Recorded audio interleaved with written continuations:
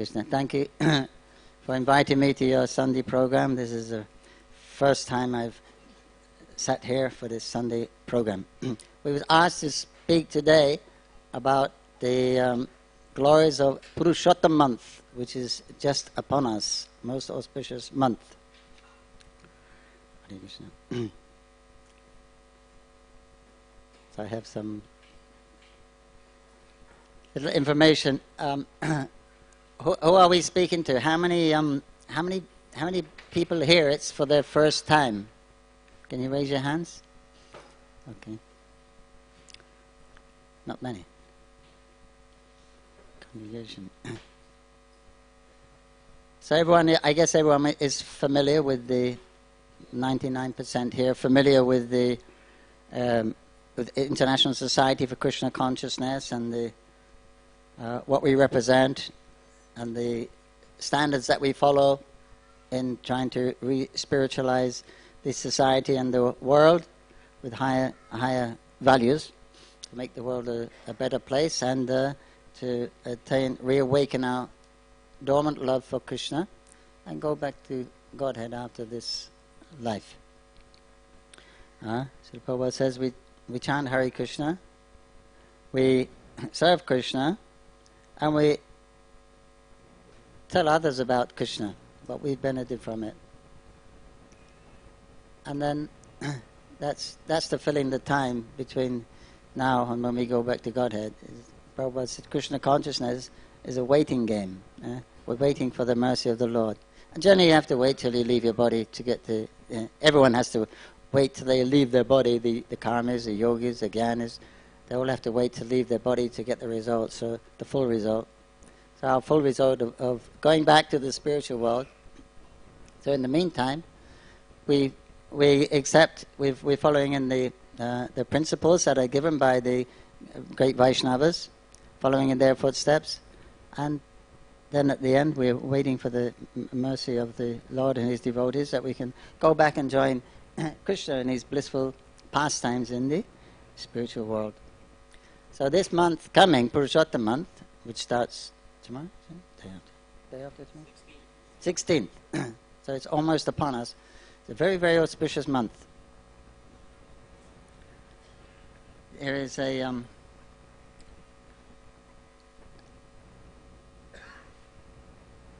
narration here from Padma Purana,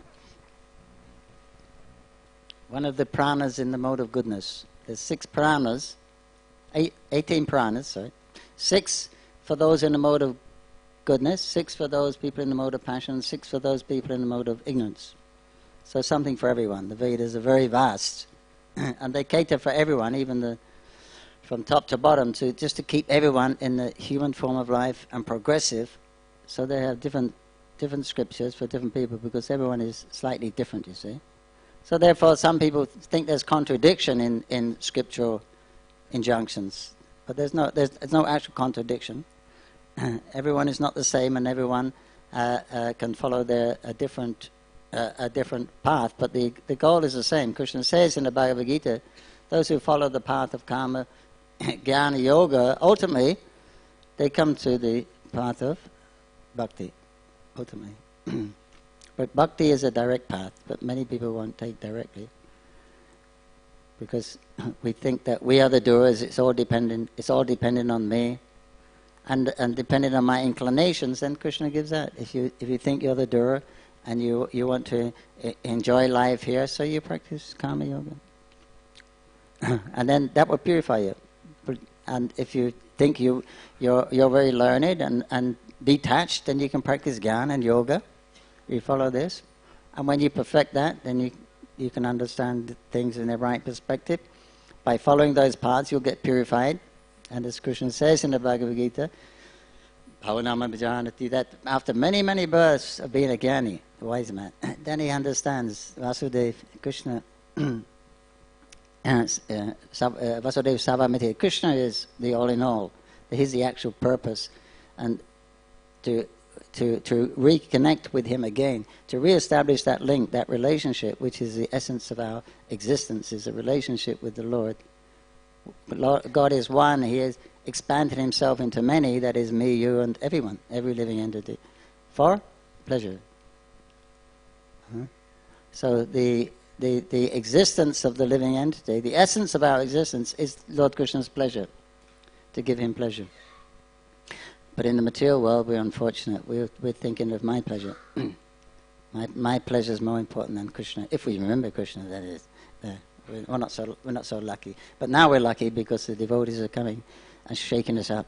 Fortunately, the Vaishnavas are here to help us. We can hang on to their lotus feet and they will guide us. They can give us a proper mentality and the proper activities to reawaken that love of Krishna. So Krishna consciousness is not something we want to aspire to. It's something which is already there in the heart. Nitya Siddha Krishna Prema, it is said.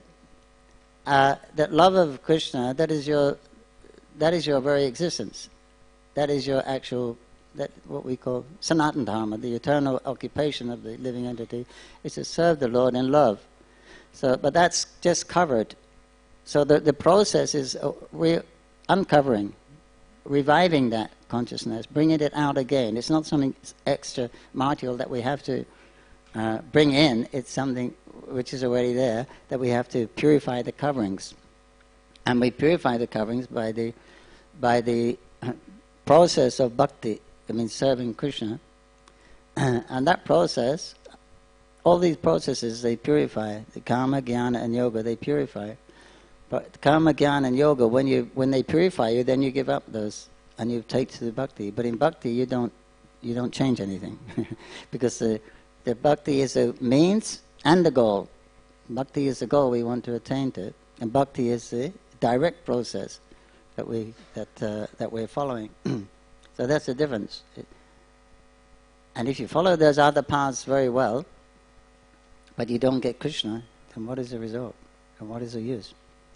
But if you practice bhakti and you don't get the result, you've practiced bhakti. You've got all that credit from practicing bhakti. So this is the direct process. And within that, there's like 64 limbs of bhakti. Out of those 9 are very prominent, most favorable, beginning with hearing about Krishna, chanting, repeating Krishna, remembering Krishna, serving the deity of Krishna, serving Krishna, and this surrendering everything unto Krishna, praying to Krishna.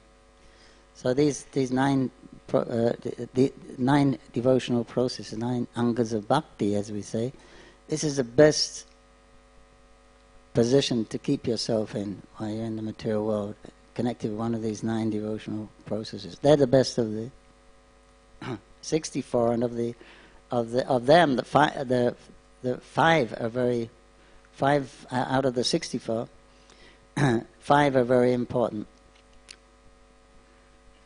Chanting the names, hearing Srimad Bhagavatam, associating with devotees, worshipping a deity, and residing in the holy place.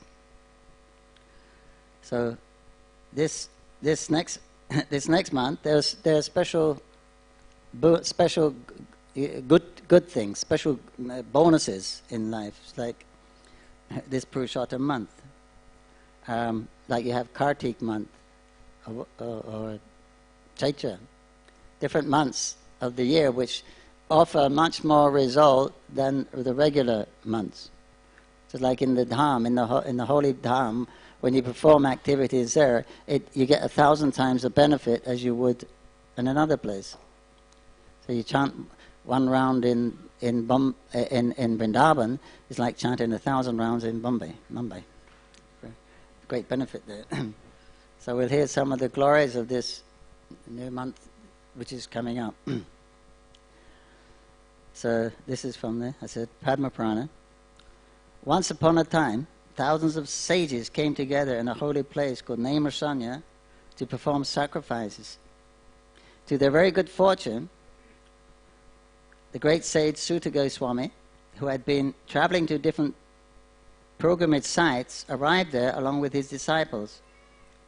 The sages present were very enlivened to see him. They all stood up immediately to pay their respects to the great sage and offered him a very nice vyasasana and requested him with folded hands to sit down on it.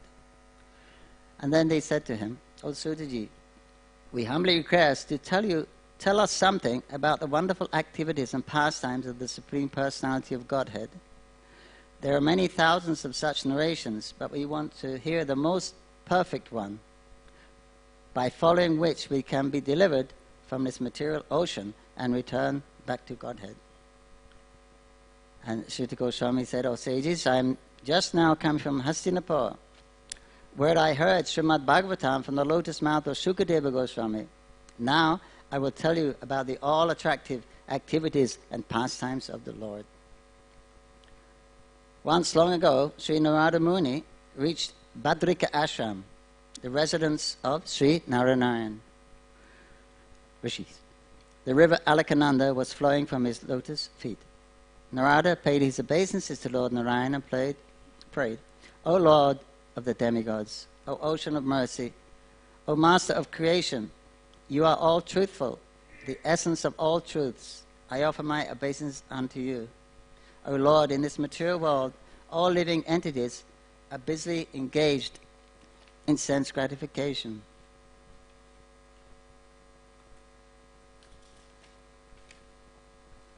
They have forgotten the ultimate goal of life. Please, therefore, explain something which will be beneficial both for the householders and sages in a renounced order like me, something that will help us attain self-realization and return home back to Godhead."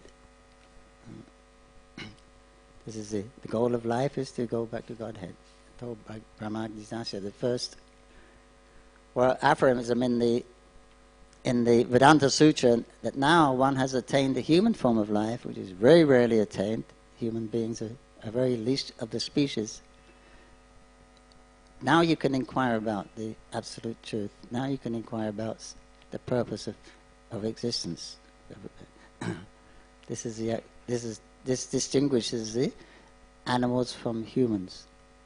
So if one doesn't inquire, then what is the difference between a human being and an animal? This is the Srimad Bhagavatam says very strongly. Because both are doing the same thing. We're doing four things in life: eating, sleeping, trying to enjoy, and defending. That's it. So the animals, insects, they're all doing the same thing. What's the difference? So if you don't use the extra intelligence that we have, the ability that we have as the human form of life, to ask these questions like, who am I? What is the meaning of life? Then what is the difference between the human and an animal? Srimad Bhagavatam, very strong. Starts like this. For civilized human beings. So human form is very, very rare. There's only 8 billion humans in the planet, this planet. There's as many plants in Chowpatty as there are human beings on the planet. Right? It's very, very small. So it's very rare to actually get a human birth. We don't think like that, but actually it is. And then it's even more rare to actually want to actually inquire. Most people are too busy trying to fulfill those necessary needs of life, those four, trying to perfect eating, perfect sleeping, perfect enjoying, and perfect defect. That's the whole. Takes up 24 hours a day doing those things. Unfortunately, so he says, I will, hearing the sweet words of Narada, Lord Narayan smiled. He said, Narada, please listen to the narration about the supremely pious pastimes of the Supreme Personality of Godhead, Sri Krishna. For they will diminish all sinful reaction. Simply by hearing the pastimes of Krishna, it reduces it destroys the seeds of karma that we have waiting to fructify from previous births. That's one of the specialities of bhakti. By performing bhakti, it actually destroys seeds which are yet to manifest of karma. Because whatever we're doing now, whatever experience we're going through in life, is simply a result of our previous pious and impious activities. Which is based, it means karma. You have so much enjoyment to experience in this lifetime, and so much distress to experience. really you can't change that, because that's coming from past. It's more or less fixed. But the process of bhakti, it destroys those. They don't manifest. So it's very quick process, very direct process, very special process, because it's not different from Krishna, it's service. And and often we'll say when you fall down or you have an accident and you cut your finger, the devotees, the great devotees say, I should have broken my arm actually, but I only cut my finger by Krishna's mercy. And this is actually a fact. Because, you know, the reverses in life, problems in life, are to teach us, are to give us the impetus to move on, to ask this question, why I don't want to get old, I don't want to get sick, I don't want to die, I don't want to have all these troubles, yet they just keep coming. And so then this is the main reason why most people turn to God, because of problems. Right? Krishna says in the Bhagavad Gita that 4 kinds of pious people come to me. Right? Atadati, Jashu, and Jnani. Yeah, but most of them are they're having problems. Your poverty, or there's other problems with the. So you're going to Krishna to remove the problems. Even the inquisitive person, he's a little better off. He's got more time to think. And then he's thinking, I wonder what is the meaning of life. And the Jnani, who actually understands that what the purpose of life is. But you know, so they're pious people in the material, but none of they're not really going. They're not going to serve Krishna. They're not going for Krishna's pleasure. You see, they're turning to Krishna because they're feeling a lack in their lives, and they frustrated that we can't fix it ourselves. So we have faith that Krishna can fix it for us. So that's why mainly people turn to the Lord. So that's how the material world is arranged. Krishna says it's created like that. So you're trying to enjoy it, but with every enjoyment there's the other side. There's always 2 sides of it. That's to give the impetus that you'll give up that idea of trying to make the world a comfortable place to live. It's not meant to be like that. That Swagaloka is already there. That's comfortable. In the higher planetary system, Swagaloka, that's comfortable. But you never hear of anyone going back to Godhead from Swagaloka. It's so nice, right? And no problems. Everyone's beautiful. Everyone lives a long time. No one has this. You don't have to work. It's a problem-free place. You have a child. The baby grows up to a youth immediately. No changing nappies, no crying, and I mean all the problems. It's so nice. So who would want to leave that place? So that's the problem there. It's too nice. So they stay there till their karma is finished, and then they take birth again as a human being. So that it's like that. So we want to get over these difficulties which Krishna has given. So he's given the special bonus of this month.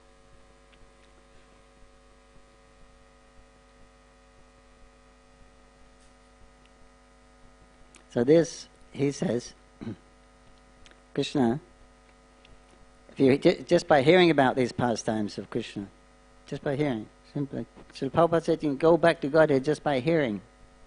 That's all. That will cleanse the heart.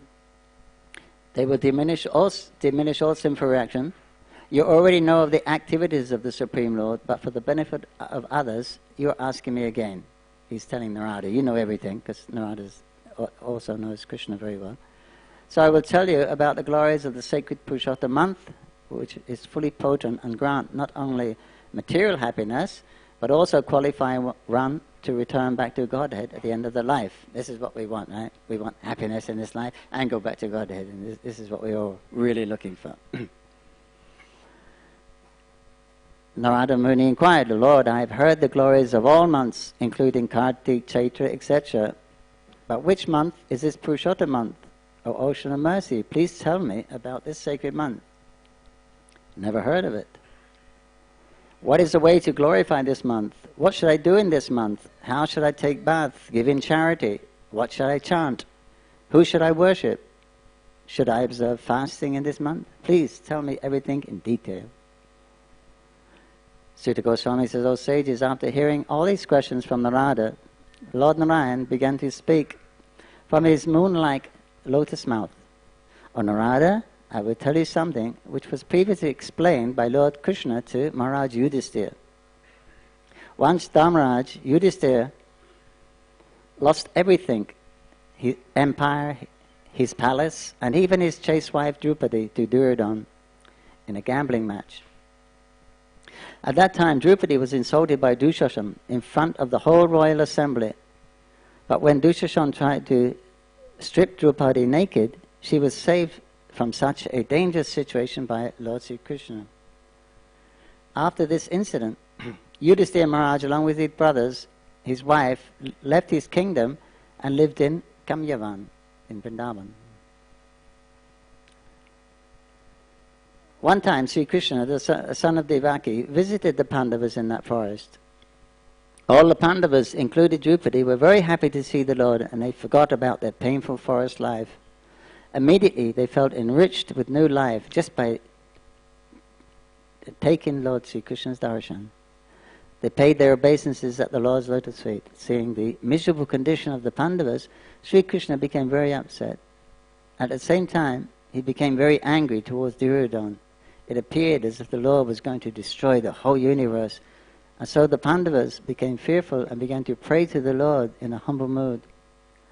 Listening to the humble prayers of Arjuna, the Lord composed himself and said, O Arjuna, being very pleased with all of you Pandavas, and being controlled by your devotion and friendship towards me, I will tell you about the wonderful history of Purshottam Month. Once upon a time, by the arrangements of Providence, an extra month came into the world. Everyone took this month to be most inauspicious. Karmas, Mula month, they call it. Bad month, inauspicious. And even saw it as a stool-like month. Just as one should not touch stool, this month was also seen as untouchable. It was constantly unprotected and blasphemed and rejected by everyone as an improper time for any religious and auspicious activities. This comes every 3 years, right? 3-4 years. There's an extra month, according to the lunar calendar. So that month, this is what we're talking about. So nobody likes this month, normally. But Krishna is telling a very esoteric secrets about this month. So being so rejected by all human beings and constantly hearing only bad words and blasphemy, the personality of this extra month became very upset. She came to Vaikuntha to explain her sorrowful situation to the Lord. Seeing Lord Vishnu on his Simhasana, she fell down at his lotus feet in a mood of sorrow and grief. Tears were falling profusely from her eyes. She prayed to the Lord, O Ocean of Mercy, I have come to you because I am helpless. I have been rejected and blasphemed by all people of the world. Please protect me. Please show me your mercy. Please don't be indifferent to me. Saying these words, the extra month, Adhika continued crying in front of Lord Vishnu and sat down before him in a dejected mood. Seeing the humble and pitiable position of the extra month, Lord Vishnu became very merciful towards her. He told her, do not lament. I shall give you protection from all your miseries. Please stop crying. It's not proper to lament after taking shelter of my lotus feet. Being so consoled by the Lord, the extra month said, O Lord, you know my painful condition. No one is in a more miserable situation in all these 3 worlds than I. First of all, the other months, years, days, nights, directions, etc. are being protected by you. and so they're always moving fearlessly in their unique, charming moods. But I am an extra-month. I don't have any name, I don't have any protector, nor a husband to give me shelter. All the demigods and human beings here have rejected me for any auspicious activities. For this reason, O Lord, I want to die immediately. O Narada, this extra month then repeatedly said, I want to die, I want to die, I just want to die. And she fainted at the lotus feet of the Lord. Being requested by Lord Vishnu, Garuda started fanning the extra month. And after some time she got up and began to speak again. O Lord of the universe, I am in need of your shelter, please protect me. Lord Vishnu told the extra month, O child, please don't lament. Your misery will be finished very soon. Get up, come with me to Golok Vrindavan, which is unobtainable even to the great yogis. Goloka is the abode of Lord Krishna. Here Lord Sri Krishna is in his two-handed form, surrounded by gopis as enjoying his eternal pastimes. The Supreme Sri Krishna of Goloka will deliver you from all your miseries. Please come with me. Then Lord Vishnu took Mulamas to Goloka by catching her by the hand. From a distant place, Lord Vishnu and Mulamans observed the effulgence of Goloka. This dazzling effulgence automatically forced Mulamans to close her eyes.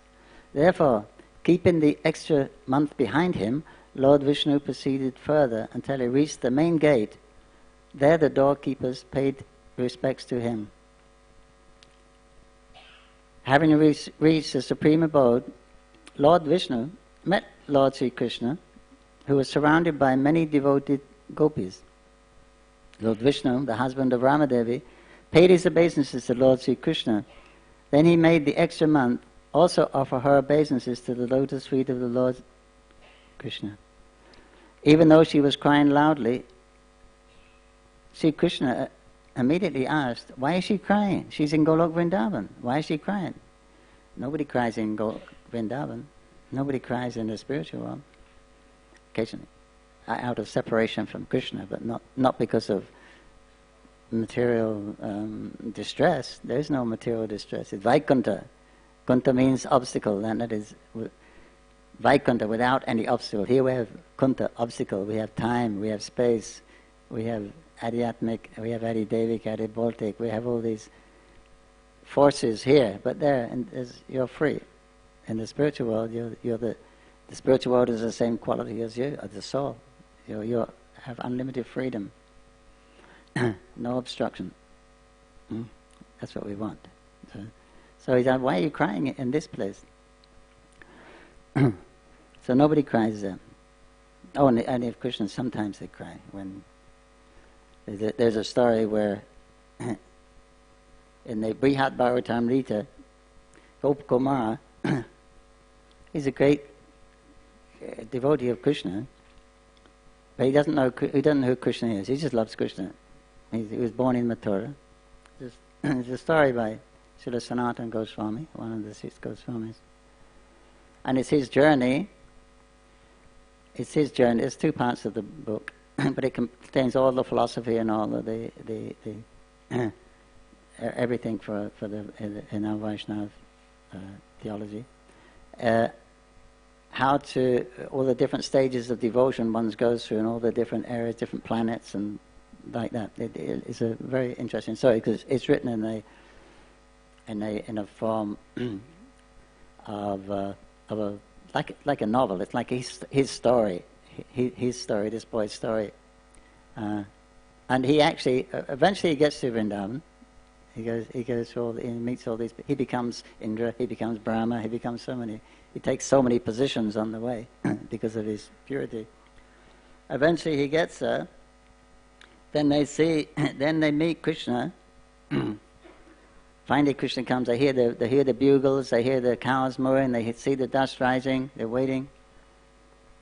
And then Krishna comes, and Krishna sees him first, Gopakumar first, and Krishna runs towards him and embraces him. He said, "Where have you been? I haven't seen you for such a long time." And then Gopkumar is in ecstasy and he faints, and then Krishna faints in ecstasy. And after some time, then the Gopakumar, he comes to his senses again and gets up, but Krishna's unconscious out of a love and affection for meeting his long-lost friend. He's more affected than his devotee. Krishna loves us more than we love him. How is that? And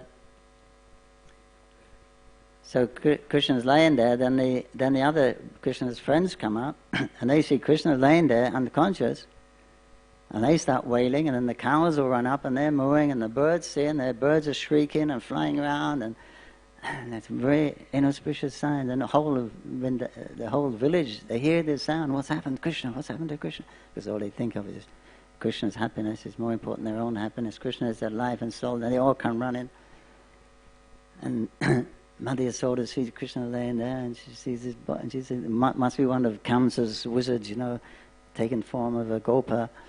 And she faints. They're all wailing and crying, and then Balaram comes up and he sees, and he starts to cry, but then, hey Balaram's also the Supreme Person, the God also, so then after a while he thinks, how can Krishna be in any kind of danger? So then he understands what's happening. And so then he gets Gopkumar to rub his hands all over Krishna's body and chant his names, and then that brings Krishna to, so then everyone stopped crying. So occasionally there's crying, but not much. And sometimes in Vaikuntha, in Dwarka, Krishna's dreaming of his Vraja pastimes, and he's talking. He's calling Mother Yasoda, and he's in his sleep. The queens are speaking like this. Sometimes Krishna's like this, and says, "Oh, Lalita, stop pulling my dhoti, my chada. Mother Yasoda, give me some milk." And then he'll wake up, and sometimes he wakes up and he's crying, and he won't get up and do his duties. How much love? What kind of relationships that these bridge buses have? That.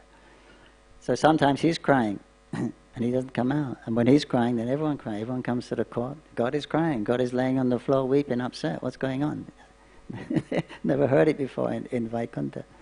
So sometimes they cry, but that's only because of it's a different kind of crying for Krishna. No one's crying for material problems or material needs.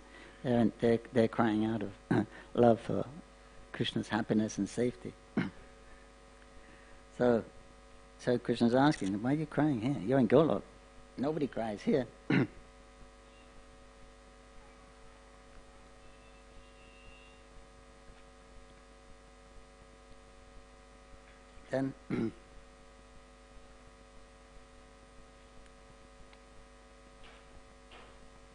Then after he asked that, then Vishnu got up from his seat and he started to explain the miserable condition of the extra month.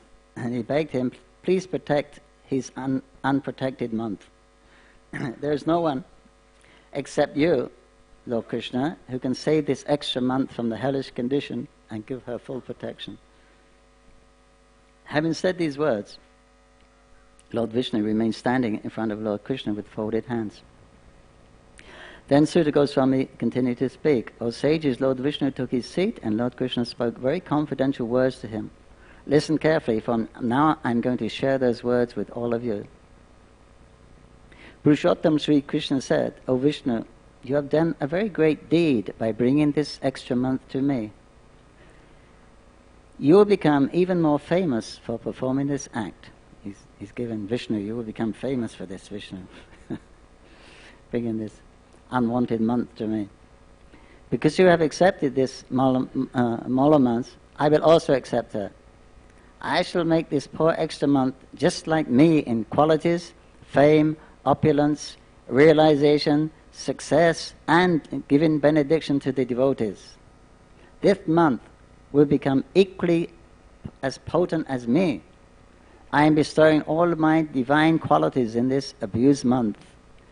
Named after me, this month will be famous as Purshottam Month in this world. O Janardhan, now she has imbued my qualities, I myself will become the husband and protector of this Purshottam month. And being equal to me, this month will be the master of all other months. Now this month will become worshipable by one and all. Everyone should pay their obeisances to her. Everyone should worship her. This month is equally as powerful as me to give any type of benediction to its observer. The worshipper of this month will be able to burn all his past sinful reactions to ashes. After enjoying a blissful life in this material realm, he will return home back to Godhead. Yeah, Purshottam Month ki. O Gururaj, Sri Krishna continued, my Golok is unattainable to the performers of austerities, Mahatmas engaged in pious activities, to people who maintain celibacy, or to those who fast their whole life's duration. But just by observing Purshottam Month and becoming a devotee, one can easily cross over this material ocean and return back to Godhead. Observance of this Purshottam Month is the best of all austerities. Just as the farmer produces a rich harvest by planting seeds in a nicely cultivated land, so an intelligent man who practices devotional service towards the Supreme Lord in this Purshottam Month will enjoy a blissful life while in this world, and after leaving his body, he will return back to Godhead. An unfortunate ignorant man who does not perform any japa, does not give in charity, does not pay respect to Lord Krishna and his devotees, does not behave properly to brahmanas, who makes enmity with others and who blasphemes the Purshottam Month, will go to hell for an unlimited period. Hare Krishna.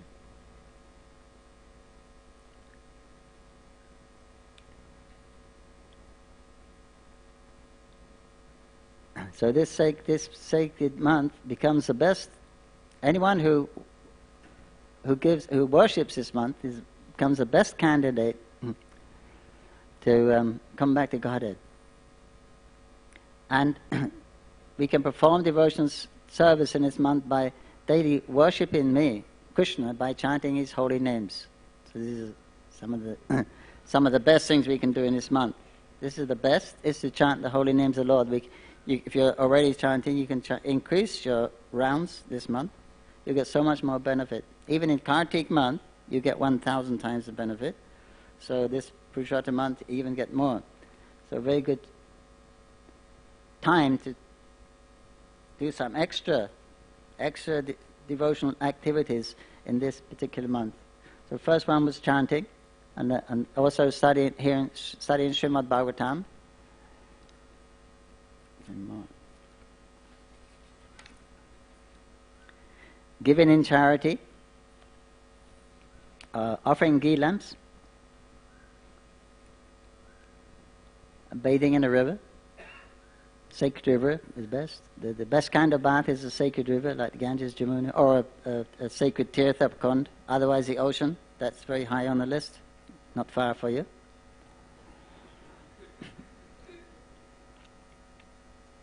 And then a lake, then a pond, then a well. These are the different options, best things to listen. A fortunate person who follows my instructions and observes his Purshottam Month properly and in a faithful way worships me will attain fame, opulence, and a good son in this very life. Anyone need son? Yeah, my people are always coming for me for doing puja and Shingadev that they want to have a child. So this is a very good month for doing that. It says, you worship him this month, you can have a son. Try. After enjoying a happy life, he returned back to Golok Dham. By following my instructions, everyone should worship this sacred month. I've made it the best among all other months. O husband of Ramadevi, Vishnu, give up all kinds of mental speculation about this month. Just take Purshottam Month with you to your Vaikuntha abode. After narrating this brief history of the Purshottam Month, Lord Sri Krishna glanced very mercifully upon Yudhisthira and Draupadi and then began to speak into Arjuna. O lion among men, can you now understand the reason why you Pandavas are suffering? you did not acknowledge the honor of the presence of Purshottam Month, which is just recently finished. That month which is most dear to Vrindavan Chandra has passed, but you Pandavas were in the forest and did not worship Purshottam Month, so now you are suffering. This is the cause of the Panda suffering in the forest. So now you have been following the ritualistic principles given to you by Vasudeva, but unless you worship Purshottam Month, you cannot perform the pure devotional service to me. Lord Krishna continues, now I'm going to narrate a famous historical event concerning the previous birth of Chowpatty. In her previous birth, Chowpatty was the daughter of a great Brahmana sage called Madhavi. Her mother died when she was a small child, and so she was under the care of her father. Day by day she grew to full bloom youth. She was very beautiful, but her father was not interested in arranging her marriage. Seeing her other girlfriends with husbands and young children, she passed her days in a very miserable way. In the meantime, her father passed away from this material world while uttering the name of Hari. This made the daughter even more miserable. Fortunately, this is Chowpatty in her previous birth. Fortunately, the great sage Durvasa Muni appeared in the ashram shortly after her father's death. Seeing the great sage, the girl paid her obeisances to him and respectfully worshipped him. She offered flowers and fruits to the great sage. When he expressed his pleasure with her reception, she began lamenting and crying before him. Concerned, the sage inquired about her lamentation. And the Brahmana girl began to speak, O great sage Durvasa, you know everything, past, present and future. I have no shelter in this world. I have lost all my relatives. My parents have passed away, and I have no elder brother. I am also unmarried, and therefore is no husband to protect me. O great sage, please do something. Please help me. Please give me some advice to relieve me from this miserable condition. After listening to her prayer, Durvasa began to consider the unfortunate condition of the girl, and he decided to show mercy toward her.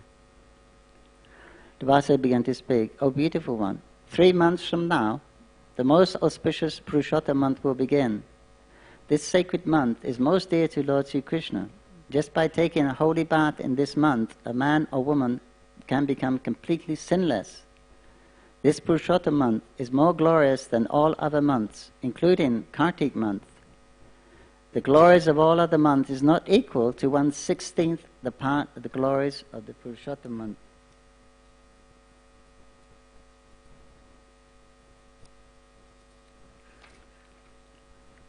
Hearing these words from the mouth of Lord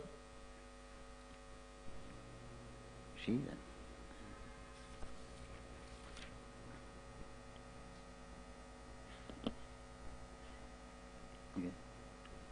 the merit of a person who takes a holy bath even once in this month is equal to the merit of taking bath in the Ganges for 12,000 years. Purshottam month. Yeah. Or the merit achieved by a person who takes a bath in the Ganges or Godavari, when Brihaspati or Jupiter enters his Leo in that constellation, it's better than that. If you will take a holy bath, give in charity and chant the holy name of Krishna during this month, all your miseries will go away, you will attain all kinds of perfection, and all of your desires will be fulfilled. Please follow my advice. Please do not forget to worship the forthcoming Purshottam month very sincerely. After speaking these words, the sage Durvasa remained silent. Unfortunately, the young Brahmani did not believe his words. Rather, she became very angry, and she started criticizing. Oh, great sage, you're exaggerating. How could this extra month, which is called Moilama, stool month, be superior than other great months like Magh, Kartik, Vaishakha? I cannot believe your words. You're trying to cheat me. This extra month is known to be most abominable for any kind of pious activities. How can you say it like this?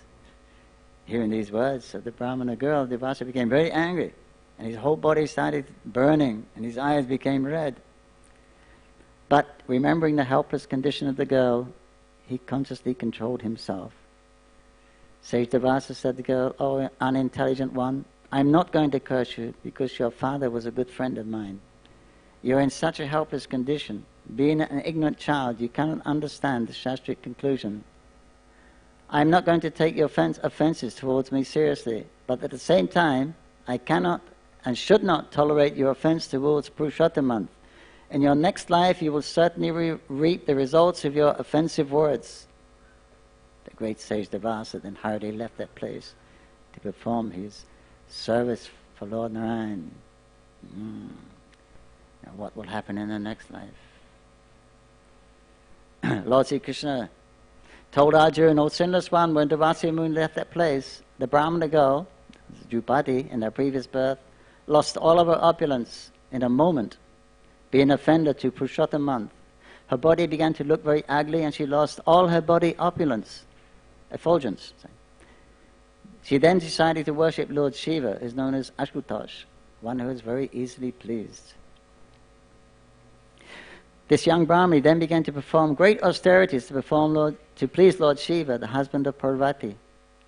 She continued her austerities for 9,000 years. Must have been in Treta Yuga.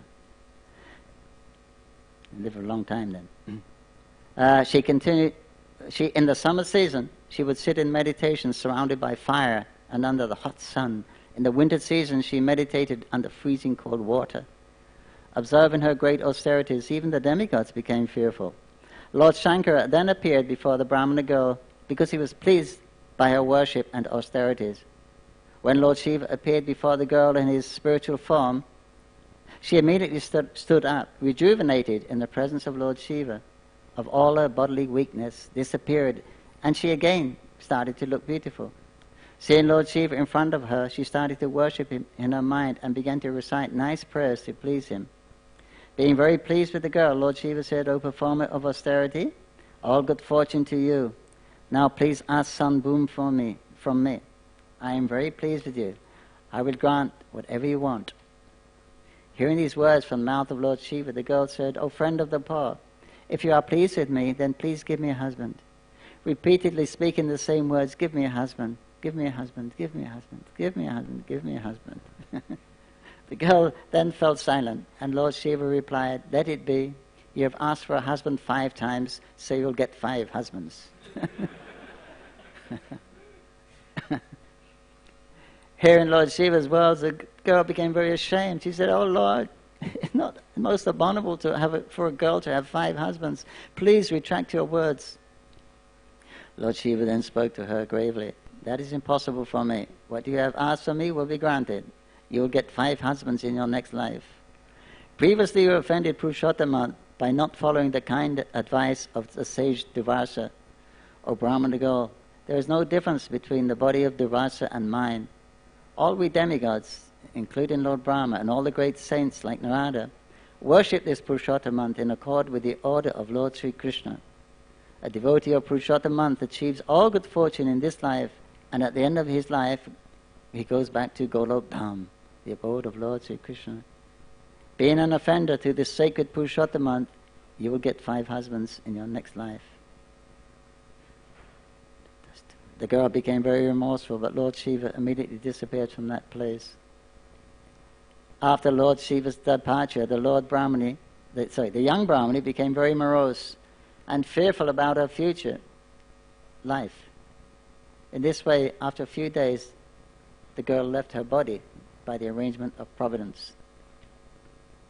Lord Sri Krishna then said, O Arjuna, in the meantime, the great king Drupada had been performing an elaborate sacrifice. From this sacrificial fire, a young Brahmani took her birth. She appeared as the daughter of Maharaj Drupada. O Arjuna, the same daughter of Medavi Rishi has now become famous in the world as Drupadi. She is none other than your present wife. Because she blasphemed the Purshottam Month in her previous life, she was insulted by Dushashan in front of the whole Kurula assembly, in the presence of all of her Pandava husbands. Fortunately, she remembered me, and she took my shelter. Forgiving her offences, I protected her from that most abominable condition and saved her from the hand of Dushashan. O dear Pandava brothers, please don't forget to worship the forthcoming Purshottam Month. A person who blasphemes Purshottam Month will never attain good fortune. This Purshottam Month is fully potent to fulfill all your desires and remove all miseries. Now your 14 years of forest life is coming to an end. Please worship this Purshottam Month sincerely, for it will bestow all good fortune upon you.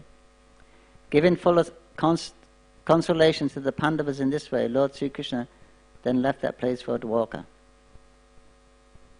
After some time, when Purshottam Month appeared, Maharaj Yudhisthira reminded his younger brothers and his wife Draupadi of the words of Lord Krishna.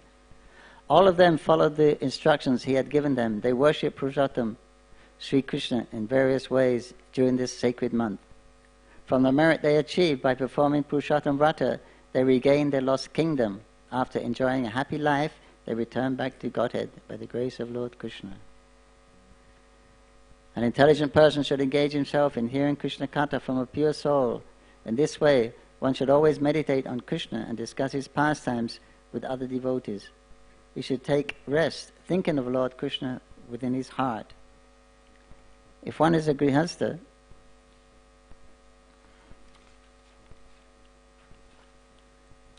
he should perform his household duties in a truthful and peaceful way.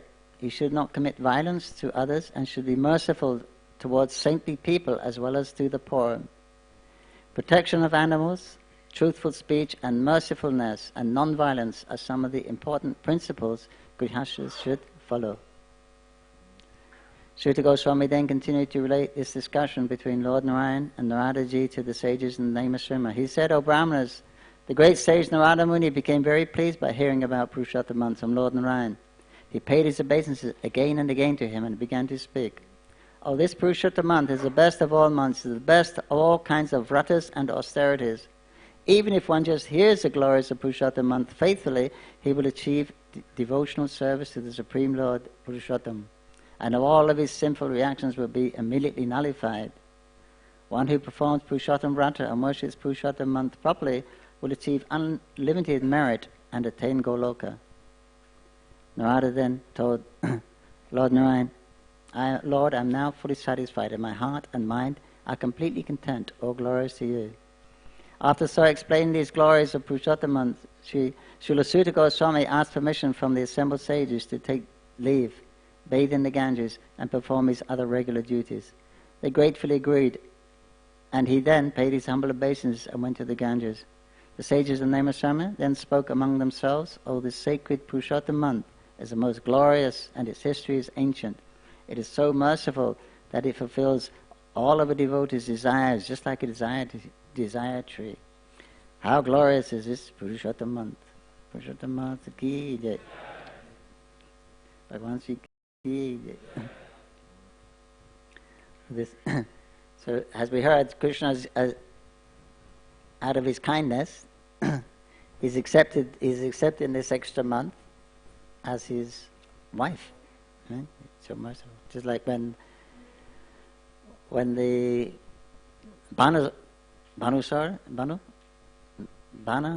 he kidnapped 16,000 princesses. He conquered all the local kings, and he captured all their daughters. 16,000 princesses he had, and they all prayed to Krishna, and he rescued them. I want to see Krishna ki jai. And they said, Krishna, we've been captured by this Bhanasura? Bhaumasura. Yeah. No one will accept us now. We've been living at his place. No, we will never get married. Please help us. What was our fate? We are meek princesses. We have no shelter, only you. So Krishna said, don't worry, I'll fix it. I'll marry all of you. So then he married 16,000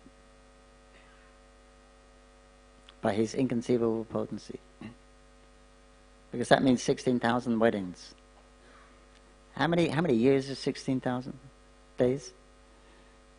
Takes a while to have a wedding, right? How many years? What's 365 into 16,000? Are they mathematicians? Huh? 48 years. But it didn't take Krishna 48 years. He just, by his inconceivable potency, then he married them all at the same time. And that means when he's expanded himself, and that means also his parents would be there, right? Vasudeva Devaki would be there, all the relatives would be there. That means they've also, he's expanded them also. Krishna's so amazing. He can do the Devya Shikunamaya Mamamaya, this material energy, of course, spiritual energy also, it works under his direction. According to his will, then things happen. According to our dreams, we dream and then we have to work hard to try to do it. Krishna just dreams and it happens automatically by his inconceivable energies in the form of Mahavishnu, Yogamaya, Mahamaya, Lord Shiva, Durga. all these energies manifest and fulfill all his desires. Nothing is impossible for him. As we heard this morning, when he opened his mouth, Mother Yasoda saw the whole universe inside. She was looking for a little mud. She saw all the mud. She saw the whole universe inside his mouth. So he can do that. It's the accommodating potency. So he married them, and so he's also this girl was crying, and so he took her. He married her, and nobody wanted her. Inauspicious month. She's unwanted month. Nobody does anything auspicious in this month. This was a normal tradition, right? That's what everyone knows. She's Moila month.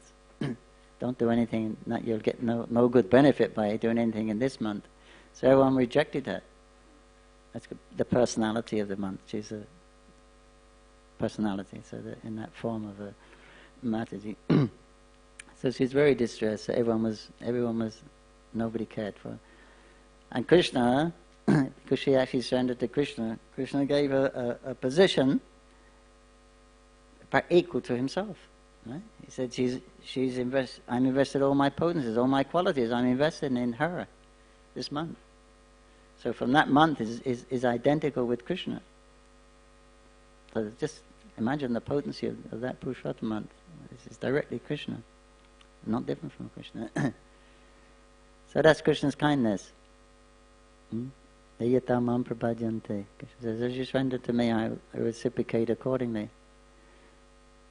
So if you surrender to Krishna, Krishna will surrender to you. You surrender completely. Krishna completely surrender to you. Srila Prabhupada said you can have Krishna in your pocket. You surrender to him. You agree? But surrender means surrender means surrender. It means you're surrendering to Krishna. He's your object. He's your only lovable object, most valuable object, the most precious object. Otherwise it'd be dangerous for him, wouldn't it? If Krishna surrenders, if you surrender to him and he surrenders to you, he could be in, unless we're actually qualified, then he could put himself in a dangerous position.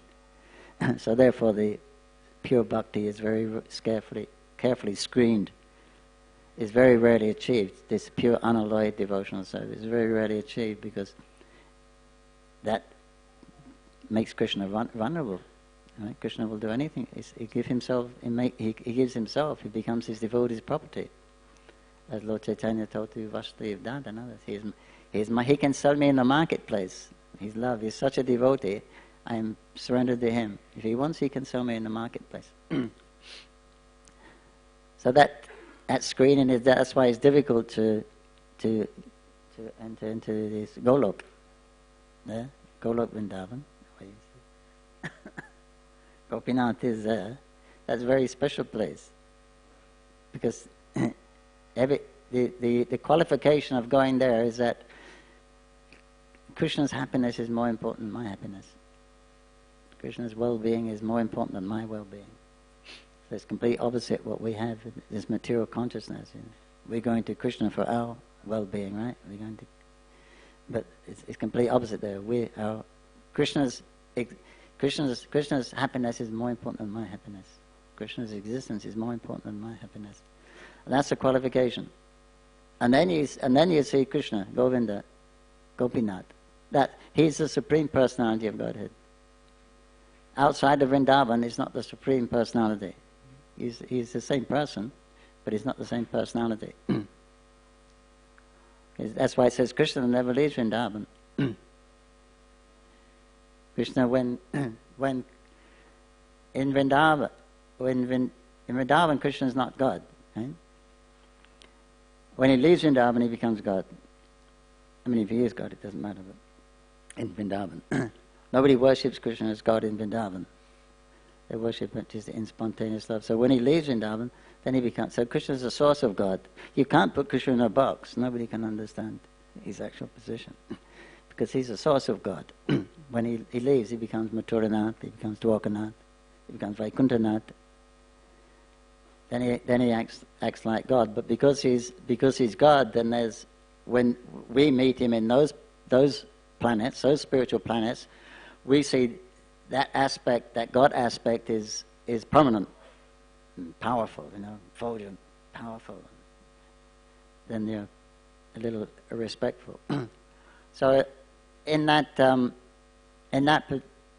situation, then you can't see his Supreme Personality because of that awe, that reverence, and that kind of fear of displeasing him is there. But in Vrindavan, that's not there, because there they don't recognize him as God. They don't worship him as God. So when he leaves, he becomes Krishna is the source of God. Just like when the chief minister, prime minister, when he's out, when he goes to office, it's all yes sir, no sir, right? And everyone is security. But when he goes home, who is he? He's the chief minister. When he goes home and closes his door, he's the chief minister, prime minister. Huh? No, he's not. He's daddy, his husband, his brother, his uncle. That he's the prime minister is secondary, right? He's my brother. He's my uncle. He's my father. He's my husband. He's my daddy. That's more important than he's the prime minister. So they're only inside. Those who have an intimate relationship with him like that, they can see his actual, his supreme person, his most intimate personality. They can see his real personality. How he wants to live. When you're in office, you have to act according to protocol. You have to act according to how people expect them. But in the house, you don't do that. You can be yourself. At home, you can be yourself. So that's Krishna in Vrindavan. He's at home there. So he's himself. So therefore, that's his Supreme Personality. So therefore, it says Krishna never leaves Vrindavan. Because nobody can see that Krishna outside of Vrindavan. Of course, it's the same person. Who is it? It's the same person. He goes to Mathura, he goes to Dwarka. He's on the battlefield with Arjuna. It's Krishna. But it's not the Supreme Personality of Krishna. He's Vasudeva feature. You can't see that because nobody can bring that personality out because nobody, except the Brijbasis, have such an intimate relationship with him that they can actually draw that Supreme Personality out. And even then, as just like when the Brijbasis actually went to Hastinapur or Kuruksetra for the eclipse, they all met, the Yadus and the Brijbasis. You're the same Krishna, I'm the same Radharani. It's the same moonlit night of Chaitra, the same breezes of Karnika, but not the same. The same boy, I'm the same girl, the same thing, but it's not the same. Your armor on, and there's horses and livery, and we want you in Vrindavan on the side of a rati with your peacock feather and your flute. We don't. It's not the same. It can't be the same here. So even the atmosphere outside of Vrajas is you can't display that Supreme Personality. So this is Golok Krishna. Vishnu took Mailamans to Golok, and Krishna is imbued with all of his qualities and all of his potencies. So it's a very great bonus for us. So we can do something extra if you want to do something extra this month. So best thing is chanting, bathing in a sacred place, Bhagavatam.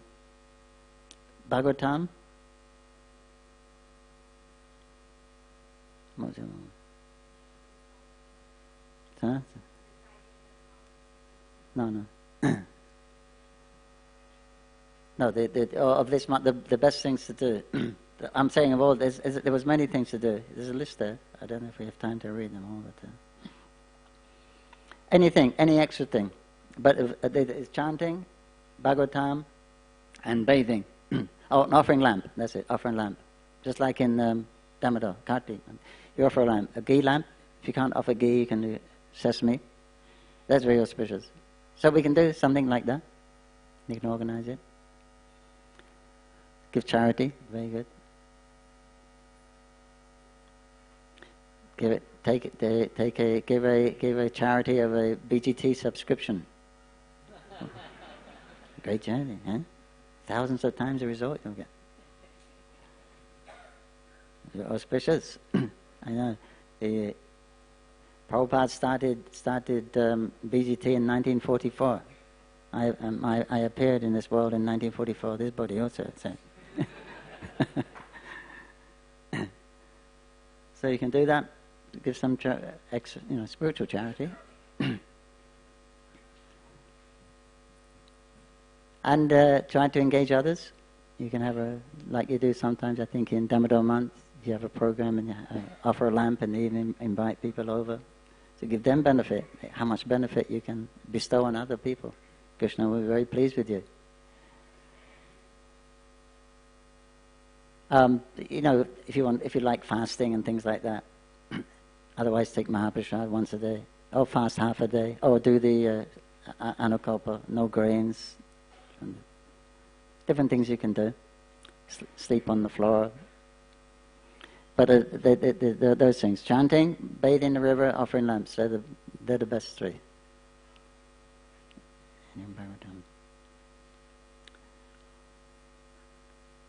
Jai. Purshottam Month ki jai. Bhagavan Sri Krishna ki jai. Chowpatty Bhaktavinda ki jai. Radha Swami Maharaj ki jai. Shri Prabhupada ki jai. Hari Go Premanandi. Hari Go.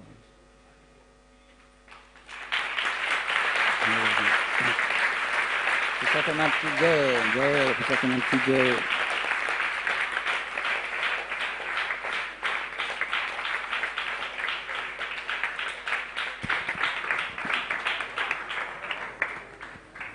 Hare Krishna. On behalf of Sri Radha Gopinath Ji Temple, we would like to thank Prabhuji for a wonderful Sunday Feast lecture class. Let's chant loudly, Hari Bol! Hari Bol! Hari Bol! Thank you, Prabhuji. Thank you very much. So there's announcements.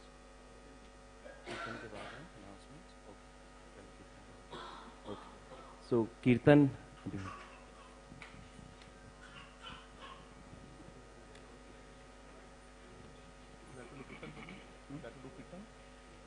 I like the haircut, huh?